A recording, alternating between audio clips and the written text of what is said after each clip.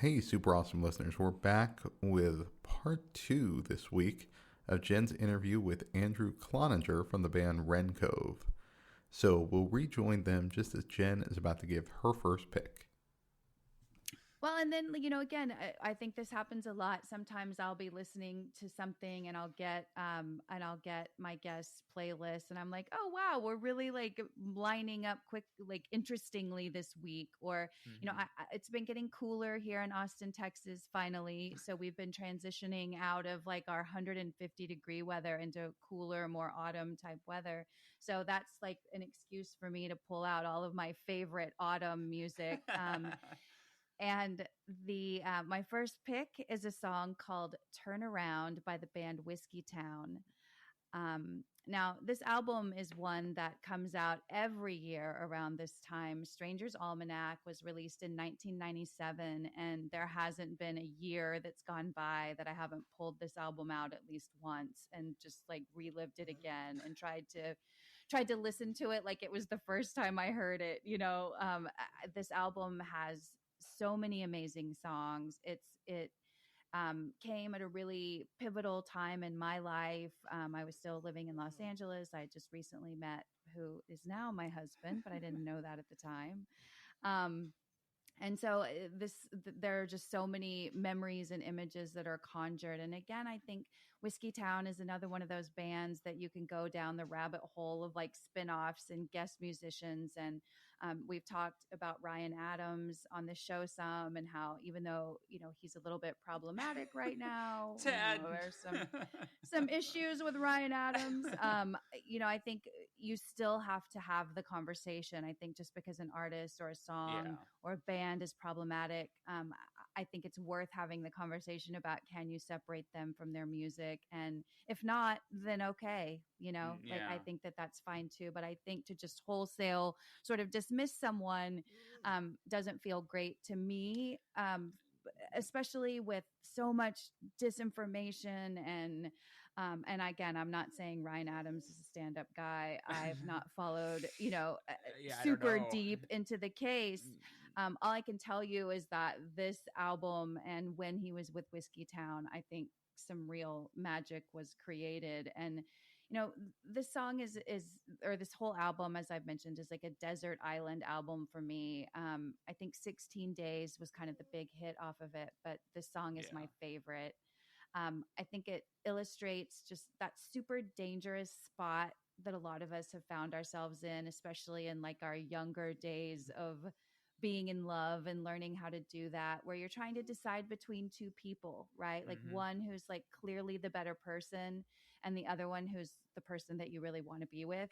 And you're in this like really precarious situation. And so again, I've always loved the lyrics to most all Whiskeytown songs. And so this resonated with me a lot in the same way that Wilco does. So I'm curious, were you familiar with this song or this band? How did this song hit you? Oh yeah. This is definitely one of those, bands that I'm, been aware of. I haven't really. I think it's, I'm more of a. It's hard to say, because they came later. Whiskeytown for me came later, and so it was like, he was like, so I actually came through Whiskeytown through Caitlin Carey. So I had, who I love. She's a secret weapon. Like she's a weapon on this record, especially the harmonies. She's a killer, and like like there's a reason why he always gets her to play on this thing, because they I don't know, Whiskeytown, like they've always been like they shed band members like it's like it's t-shirts, like might be back to Ryan Adams not being a great guy. Just putting that out there. I'm just saying, like I think there might be a correlation, but the one constant is Carrie, and I think there's a reason for that, because there's no replacing her. She's a powerhouse. She's a weapon, and like and even on this song, it's like unbelievable. Like this song doesn't make any sense without her. And so like, I mean, there's a lot of, you can tell that he listens to a ton of like 60s, like rock song, like pop rock songs, like, like that was ingrained in him because of the, the way he repeats and all that kind of stuff. Like there's a very and even the way he sort of sings in a round, like that very end part where he's asked, he's saying turn around, and then in the background you get great lyrics. Actually, some of my favorite lyrics in this song in the background where he's saying it's just the memory and the distance and the damage still between us, and the walls to the buildings of the dreams that will keep us. And it's almost like, this background lyric that is so beautiful. But I get what you're saying, where it does feel like it's almost like sung in around a little bit. Yeah, like a little bit of doo-wop. You can hear those influences in his music for sure. And I just think lyrically they really nail it. And I have to agree with you too on Caitlin Kelly just being an integral part. You can't have Whiskeytown without her. I completely agree. And I think too with Ryan Adams, a lot of people, are even discussing, his problematic stuff. But I also think that as an artist, he is actually trying to be the best version of himself. I think what he puts down on tape is actually, and you can see this with trouble, quote unquote troubled musicians or people with trauma, is that because you got to look at hurt people, and that's a real thing. And so like, okay, he is actually trying, at least in this song, he is trying to say, hey, I do want to make this work. And I acknowledge that I'm not a good person, and it's sometimes for people, it's hard to be honest in your real life. But when you're making art, sometimes you're the most honest because that's all you have. And I think so true. And I think that this is one of those examples of that, of him being as honest as he can possibly be without being guarded, because art is a safe place, and I think that people that have trouble, I mean, and it's like, I always say some of the greatest artists are the ones that are almost insane, like that is one of the I mean, there's a whole through line, Syd Barrett, they're like, Skip Spence from Moby Grape is another great example.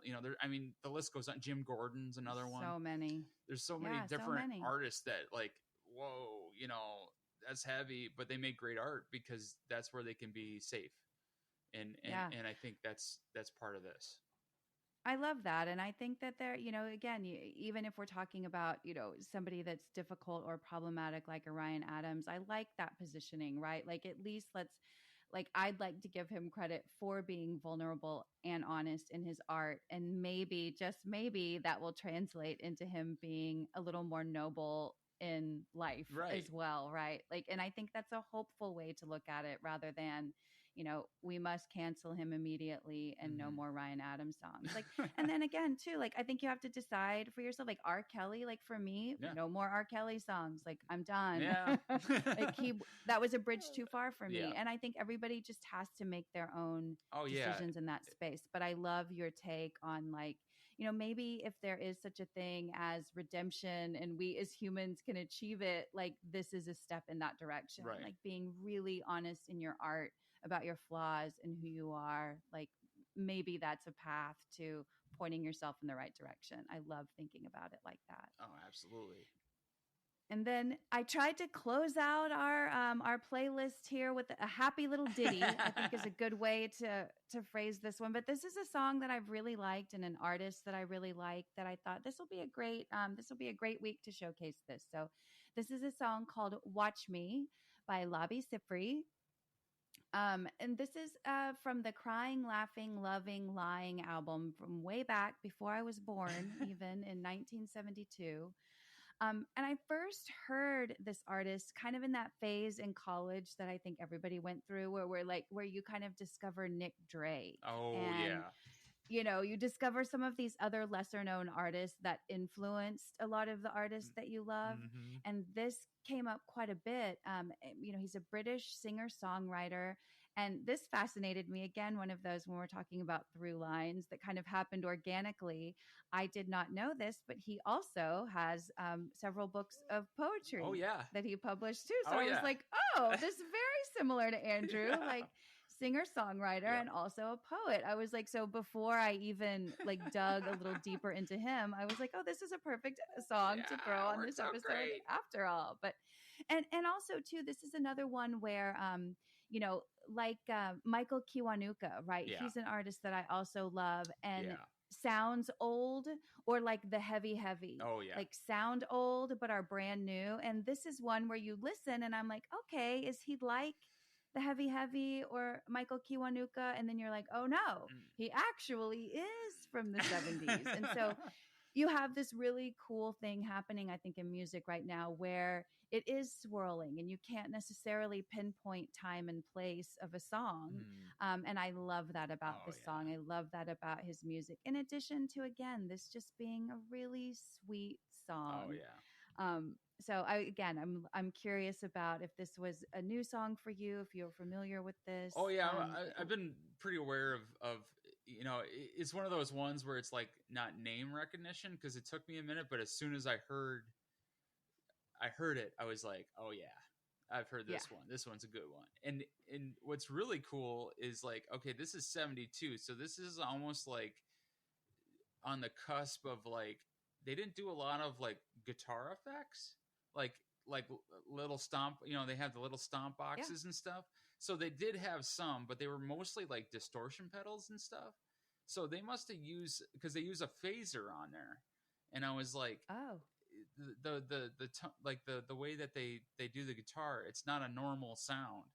And I was like, they must have used an actual like studio phaser to make that, because it sounds amazing. And it's like, and I would almost put him in the same category as like Cat Stevens.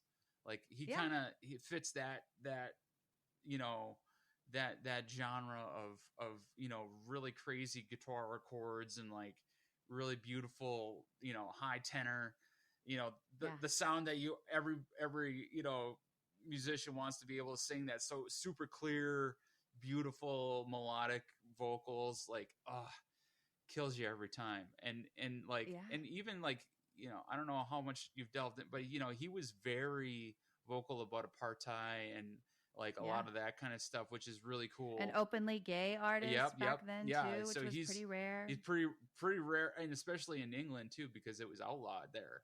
Like it was illegal to be homosexual, and so that was he's kind of like a very progressive forefront kind of guy, and so it's really interesting to like hear what he has to say, because it's like, okay, he's not like,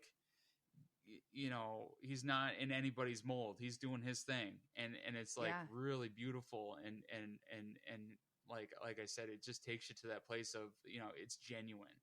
And he's for sure, and that's what I really love about this track. And and he's got a killer session musician. I don't know who's on it. I didn't go that deep dive, but like they're killers. They're all killers, and they all sound great. So good, and it's like really great. I don't know who produced it too, because whoever thumbs up on that guy, because or woman, I'm not sure who did it, but it sounds so slick for being 1972, right? And being such a stripped down song, it sounds like so clear and crisp. And then you get that fun little ending, where like the time changes and it speeds up, and he does a cute little like at the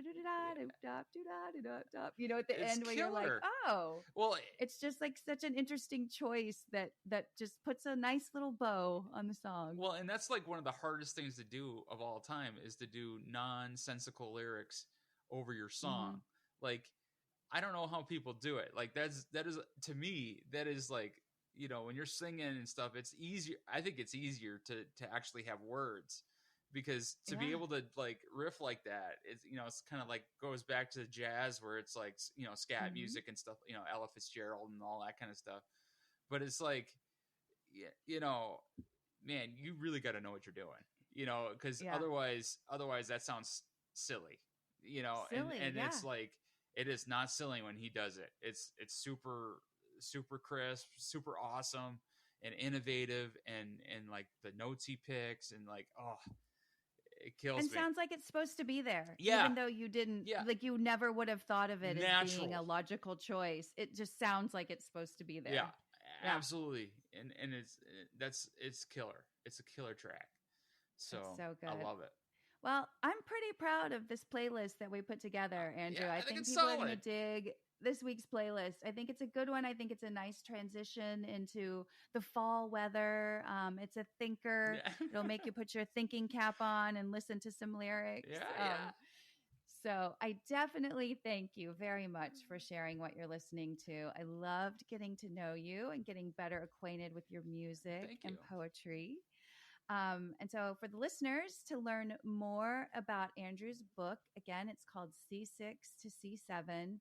You can visit andrewcloninger.com. That's AndrewCloninger.com. And to check out his band, Wrencove, you can visit wrencovemusic.com. That's WRENCOVEmusic.com. And as always, please be sure to follow, download, and share this show. And if you love listening, please drop a review on Apple or Spotify for us. Last but not least, to stay informed on all things Super Awesome Mix and What Are You Listening To, be sure to follow us on Instagram at Super Awesome Mix. Thanks for listening, and please join me again next week to find your new favorite song.